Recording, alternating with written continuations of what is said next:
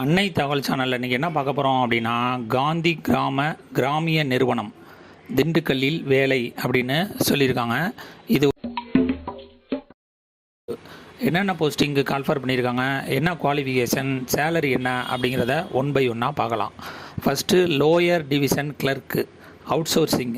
இதுக்கு என்ன முடிச்சிருக்கணும் அப்படின்னா, bachelor degree, any bachelor degree முடித்தவங்க இதுக்கு விண்ணப்பிக்கலாம் அப்படின்னு சொல்லியிருக்காங்க.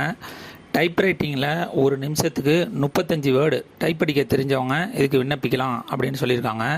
மேலும் கம்ப்யூட்டர் அப்ளிகேஷனை பற்றிய நாலேஜ் இருக்கிறவங்க இதுக்கு விண்ணப்பிக்கலாம் அப்படின்னு சொல்லியிருக்காங்க. செகண்ட் போஸ்டிங் என்ன அப்படின்னா, multi tasking staff out sourcing சொல்லியிருக்காங்க. இதுக்கு 10th பாஸ் பண்ணவங்க மற்றும் ஐடிஐ முடித்தவங்க இதுக்கு விண்ணப்பிக்கலாம் அப்படின்னு சொல்லியிருக்காங்க. Knowledge in operating office equipment தெரிஞ்சவங்க முன்னுரிமை வழங்கப்படும் அப்படின்னு சொல்லியிருக்காங்க. சேலரி எவ்வளோ அப்படின்னா, lower division clerk outsourcing starting salary 20,250 ரூபா அப்படின்னு சொல்லியிருக்காங்க. Multitasking staff outsourcing 16,740 அப்படின்னு சொல்லியிருக்காங்க. இது ஆன்லைன் எக்ஸாம் கிடையாது, ஆஃப்லைன் மற்றும் டைரெக்டாக போய் வாக்கின் இன்டர்வியூ அப்படின்னு சொல்லியிருக்காங்க.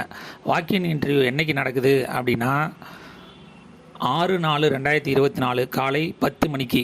எங்கே நடக்குது அப்படின்னா, இந்திரா காந்தி பிளாக் ஆஃப் ஜிஆர்ஐயில் நடக்குதுன்னு சொல்லியிருக்காங்க.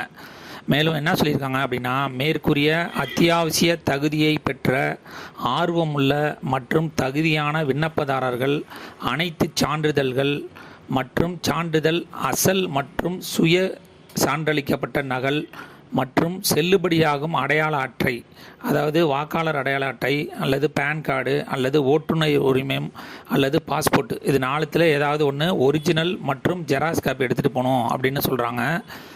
நேர்முக தேர்வுகள் கலந்து கொள்ளலாம் சொல்கிறாங்க. ஆதார் அட்டை மற்றும் பாஸ்போர்ட் சைஸ் ஃபோட்டோ ஒன்று எடுத்துகிட்டு போங்க அப்படின்னு சொல்கிறாங்க. அசல் சான்றிதழ் இல்லாமல் நேர்முக தேர்வில் கலந்து கொள்ள அனுமதிக்கப்பட மாட்டார்கள் அப்படின்னு சொல்லியிருக்காங்க. போகிறவங்க என்னென்ன ஒரிஜினல் எடுத்துகிட்டு போகிறீங்களோ அந்த எடுத்துகிட்டு போகிறதோட ஜெராக்ஸ் காப்பியும் 2 எடுத்துகிட்டு போயிடுங்க. இந்த டிஸ்கிரிப்ஷனில் அந்த அப்ளிகேஷன் ஃபார்மு மற்றும் டீட்டெயில் கொடுத்துருங்க. முன்னுரிமை சான்று, அதாவது முதல் பட்டதாரி சான்று, விதவை சான்று, ஆதரவற்ற விதவை சான்று இதெல்லாம் வச்சுருக்கவங்க அதையும் எடுத்துகிட்டு போயிடுங்க. விண்ணப்பித்து வெற்றி பெற்று பணியில் சேருக. நன்றி, வணக்கம்.